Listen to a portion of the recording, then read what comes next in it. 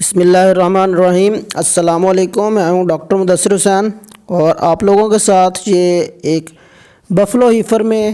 Case share کر رہے ہیں۔ یہ ایکیوٹ انڈائجیشن یا ٹاکسک انڈائجیشن کا کیس ہے۔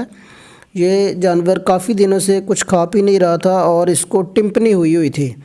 تو اس کا کافی کنزرویٹیو ٹریٹمنٹ کیا گیا۔ کافی زیادہ اس کو چیزیں پلائی گئیں، اس کو منرل آئل دیا گیا، سرسوں کا تیل دیا گیا،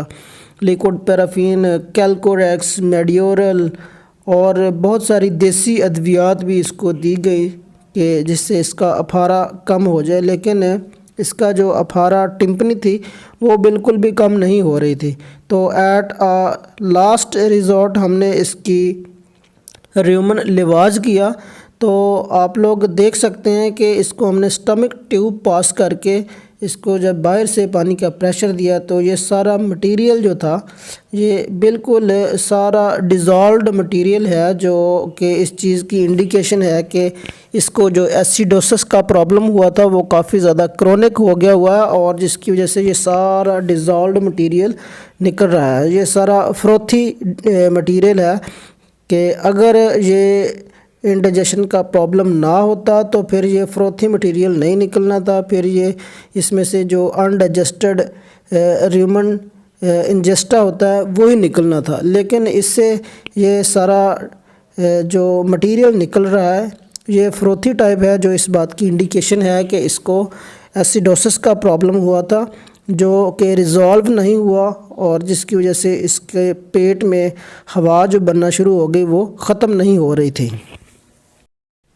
یہ میرا خود کا ایکسپیرینس ہے کہ جب 2 دن تک جانور کا افارہ کم نہیں ہوتا اور اس کا کنزرویٹیو ٹریٹمنٹ کیا جاتا ہے، تو اگر پھر بھی افارہ کم نہیں ہوتا تو پھر آپ لوگوں کو زیادہ دیر رسک نہیں لینا چاہیے اور جانور کا ریومن لواز کر دینا چاہیے۔ اور اگر ریومن لواز کے اوپر بھی جانور کا رسپانس جو ہے وہ ٹھیک نہیں آتا اور اس کو دوبارہ سے افارہ ہو جاتا ہے، یا جانور ٹھیک طریقے سے کھانا پینا شروع نہیں کرتا، یا اس کا دوبارہ پیٹ پھولنا شروع ہو جاتا ہے، تو پھر آپ لوگوں کو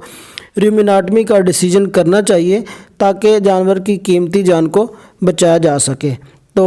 فیلڈ کے اندر لوگ کافی دیر تک، کافی دنوں تک یہ اس چیز کا ویٹ کرتے رہتے ہیں کہ ابھی جانور ٹھیک ہو جائے گا، کل جانور ٹھیک ہو جائے گا، لیکن اگر جانور کو 2-3 دن میں افاقہ نہیں ہوتا تو اس کا ریومن لواز کر دینا چاہیے،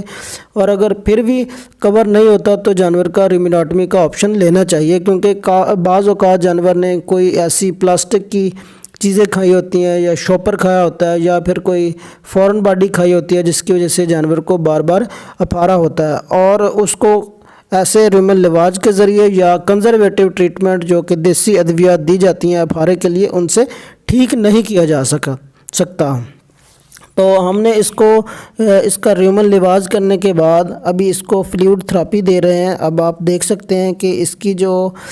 لیفٹ فلینک ہے وہ بالکل نیچے بیٹھ گئی ہے، جس کی وجہ سے جانور ایک تو کافی دنوں سے کھا پی نہیں رہا تھا، اس کو ڈی ہائیڈریشن ہو رہی تھی، لیکن اس کا پیٹ بھرا ہوا محسوس ہو رہا تھا۔ تو جب بھی ریومن لواز کرنا ہے اس کے بعد آپ لوگوں نے فلوئڈ تھراپی جو رنگر لیکٹیٹ ہے یا نارمل سلائن ہے، یہ چیزیں آپ نے جانور کو فلوئڈ تھراپی لازمی طور پر کرنی ہے تاکہ اس کا ڈی ہائیڈریشن سٹیٹس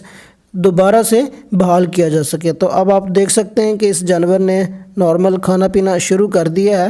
اور یہ پہلے سے کافی بہتر فیل کر رہا ہے۔ تو اب اس کو جو چیز بھی آفر کر رہے ہیں وہ کھا پی رہا ہے، اور اس جانور نے کافی دنوں سے کچھ بھی انٹیک نہیں کیا تھا۔